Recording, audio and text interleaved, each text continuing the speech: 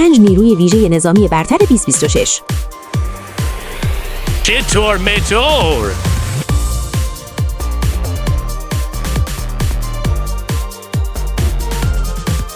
رتبه 5 سایرت متکال اسرائیل، نجات گروگان در عملیات انتبه 1976، متخصص جمع‌آوری اطلاعات و عملیات سیاه. رتبه 4 سپتناز آلفای روسیه، متخصص جنگ شهری، ضد تروریسم خشن، خرابکاری و عملیات مخفی در کشورها. رتبه 3 سس بریتانیا، بنیانگذار نیروهای ویژه مدرن جهان، استاد نجات گروگان، شناسایی و استقامت در شرایط سخت.